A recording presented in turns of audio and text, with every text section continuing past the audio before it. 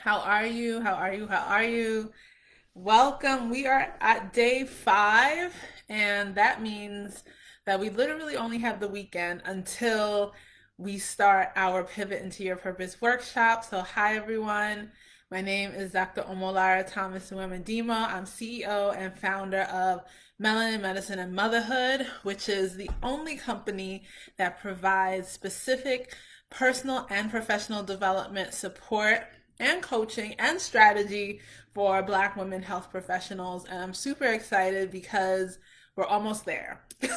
And luckily, hi, Jackie. Luckily, one of the really exciting things about Pivot into Your Purpose this year is that we've made some tweaks, which has been great. Some of you, Jackie, I know you've been able to sit in on a few of the Pivot into Your Purpose workshops, but this time we kind of said, okay, what can we do to really buff it up? And we're super excited. But today we're actually going to be talking about optimizing our life, and this is going to be all about boundaries. And I'm going to give it to you in pretty, I would say 10 minutes, maybe less, but maybe 10 minutes. And so, first and foremost, I want to make sure that we all kind of know what the reason why we're doing this. So, basically, I decide usually for 7 days for us to kind of go through some of the topics, some of the things that often come up with the women that I get to work with that are basically the things that block us from even getting deep into what our purpose is, how to move towards it, actually make the vision happen. And so this whole week, and if you haven't caught this on IG or Facebook, head back into IGTV or head into our Facebook group feed and you'll see it. But we've talked about how to pinpoint your passion. We've talked about how to uncover your blocks, which are keeping you away from your success. We talked about how do you reassess your values, and because those are usually the things that are going to help guide how you move. We also talked yesterday about practicing daily reflection. And so today I wanted to talk a bit about optimizing your life, okay? And often when we have something big that we want to start, we're thinking about, okay, how can I create it? What can I add? What can I do differently? How can I, fit it in? And we hardly ever talk about elimination. Right? And eliminating some things in order to make room for them, right? Because our goal is that even if we now uncover what our purpose is, what we want to do, where we want to go, a lot of times it starts to, that can actually lead to burnout as well if we're not thinking about what needs to now move to the back. This looks, different in different ways, right? So some of it might require courageous conversations, I like to say. Some may require some courageous boundaries, so saying some no's, okay, to people. And then some actually may require us to be a little bit more goal oriented and have some courageous, really out there goals. Today, I want to talk more about boundaries and what we are going to be doing. So the first thing that I think has usually been an issue for many of us, right, who are Black women in medicine and academia, has been saying no. Okay, saying no. And a lot of times, we have felt really in our training, even in our careers, saying no can actually be unsafe, right? It can potentially project that we're not committed, that we're not able to do it, and all of these things that we know are untrue. And so, in addition to the weight of what I'm going to talk about, which is saying no in general, as Black women, there usually can be this added layer of if I say no, well, they think, fill in the blank. They think I'm not capable. Will they think I'm not able? Will they think that I'm not a team player? Will they think all of these things? And we usually put other people's priorities and other people's thoughts first. So sometimes we say no. We don't say no because we feel like it's aggressive or we feel like we're rejecting something. We don't say no because we feel like we're letting down somebody. We don't say no because you feel like you want to be liked. That's a big one. That's a big one. And then we feel like we don't say no because We feel like, okay, well, at least it looks like I am still a part of what that other person wants. And I think one of the things that I want you to think about in terms of saying no is that what are you saying yes to, right? What are you saying yes to when you say no? What is it? And if you don't know, if you're not saying no with something in mind of why you're doing it, that becomes hard. So I have a few questions that I usually do to help me optimize my life and help me to think about what's happening right now when I want to start something big, when I want to move into a different direction. Looking at my life and saying, okay, what are the activities I'm involved in? What are the things that I do on a regular basis? What needs to get removed? Hi, Dr. Hold on. What needs to stay? So, first and foremost, the first thing that I want you guys to think about is first, is it aligned with my vision? Well, that really requires us to make sure that we're pretty clear on where we want to be. And so sometimes for some of us, that's why the Pivot into Your Purpose workshop actually can be helpful, because you can get some clarity on what my vision is, where I want to be, what's my purpose, how is that aligned with my vision, and then once that's there, it's much easier to say no. So I always think about these three questions that I'm going to tell you as part of a vetting process when people are asking me to do things, right? So is it aligned with where I want to be in any way? Is it getting me closer or going to take me farther away from that? That is first and foremost the first criteria and the first vetting question about deciding whether or not I want to take this in, or whether it needs to be streamlined, negated out of my atmosphere, or whether it needs to be delegated, right? Either needs to be automated if I can't get rid of it, delegated if I have to give it away, or eliminated. Okay.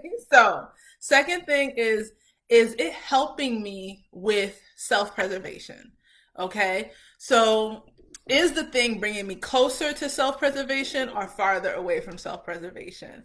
That's the second question. The third question is it my passion? Is it something that I love to do? Hey, Katie, is it something that I love to do? So that is extremely important as you're thinking about, how do I create boundaries? How do I streamline my life? How do I avoid the burnout?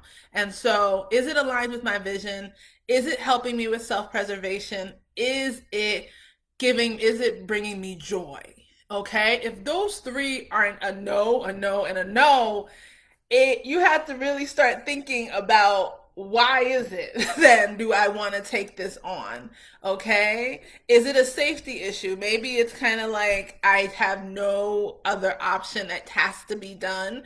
Then I automatically think about, does it have to be done by you? That's the next question. And then also, if it does have to be done by you, how can you automate this? How can you make it not taking over your life, not taking up so much time? Because I want us to start thinking about our time as the most valuable thing that we have on this earth. Okay, a lot of us think about money, we think about other things, but time really is the most valuable thing that we have on this earth. So, a few things that I want you to think about in addition to those three questions to help you start creating some boundaries, start identifying what it is that I need to say no to, and optimizing your life. The third thing that I'd like for you to think about is, what are some strategies that I need to start thinking about as well that are going to streamline my life? So the first thing is stopping the half work. Okay, what do I mean by stopping the half work? Y'all know what I'm talking about, okay? I'm doing this, but I'm checking this email, and I got a load of laundry here, and I'm listening to this podcast or whatever, right? The half work is not letting us get to where we need to be. It keeps us halfway in terms of our progression, right? And so we want to think about ways that we can truly not multitask, but really do something like I call time blocking, right? So thinking about what it is, the project that I need to get done this week, okay, and thinking about where are the significant blocks of time that I can use to get there. So a lot of times we'll estimate what it is. I usually say, whatever you estimate, double it, because we always underestimate the time that it takes to do something. always underestimate it. So double it and try to make that time the time that you can focus on one specific aspect, right? One thing. For me, I have to put my phone away because I am attracted to it. I can check that email and I just try to put it away. Another thing that I usually mention is the Rescue Time app. And Rescue Time app has really been a sad space because it tells you how much time you're spending on different things. So the Rescue Time app can be helpful. And then the most important thing, thinking about that most important thing first. If there's something particularly that's weighing on your mind, it might be a bill, it might be something. Try to get that done first because what's happening is that throughout the day, you're taking precious time and energy because you'll continue going back to that thing that needs to get done. So trying to go back to that thing and do it first allows for you to now have the brain space to do the rest of your stuff and not spend precious brain space switching from what you're doing to that thought and then trying to go back to what you're doing and going back to that thought. So it's really important for us to think about that. The third thing that I would say that you want to also think about is how can I stick to the schedule and not the scope? Um, a lot of times when I talk about this, it's really around, and when we talk about optimizing our lives, I always use fitness because fitness is something that has always been a struggle for me. But one thing that I think about is a lot of times we stick to the scope and not the schedule. What do I mean by that? So, what I mean by that is, let's say I said that I was going to spend an hour in the morning to exercise, right? Okay, cool. If I get up on time, right? Okay, shoot. I fell asleep late and I get up late. Okay, now I only have 30 minutes. A lot of us will say, well, the scope was an hour of exercise time. And since I don't have an hour of exercise time, it's all to for naught. And I'm just going to have to just let it go and do something else. Instead, I say stick to the schedule and not the scope. If you can say, okay, well, I know my exercise time is supposed to go from 7 to 8 a.m. and it's 7:30, I still have 30 minutes. Let's do what I can in 30 minutes. But that way you're getting used to those small wins and gaining momentum. And rather than focusing on, wow, losing that whole time and not and having an erratic schedule, not continuing in that same path and not being able to build on those small wins. So those are some of the things that I talk about: stopping the half work, making sure you're doing the most important thing first, whatever that big thing is that's on your mind, tackling that so you're saving some brain space for the rest of the day, and then also sticking to the schedule and not the scope. So just to recap, today we talked about why we say no, okay, why we don't say no enough, why we need to say no when we're thinking about moving into something, our purpose, and getting closer to our success, to eliminate, then create. So we need to talk about elimination, and usually that requires us saying no. We talk also about what are the things that are usually keeping that we can use to vet our opportunities. Is it aligned with our vision? Is it helping with self-preservation? Is it something that brings me joy? If the answer to all of those is no, then you really got to think about what is it that why you're actually doing this, and is it other people's priorities instead of your own? The last thing we talked about are some strategies in terms of optimizing your life. Stopping the multitasking. Multitasking is not a real thing, just so we're clear. Blocking out significant time, making sure that you're doing the most important thing first, and then also sticking to the schedule, not the scope, okay, of what needs to get done. So I hope this was helpful for you. Wanted to make it nice and quick because I know it's Friday. If it was, and if you're interested in trying to make sure that the thing that you are seeing for 2021 is actually going to come to pass, and you're tired of settling for struggle and sacrifice, join us for our Pivot into Your Purpose workshop. It starts on Monday. It's not too late. You can actually come to bit.ly /uppercase MMM Pivot 2020. All of that is uppercase. So it's bit.ly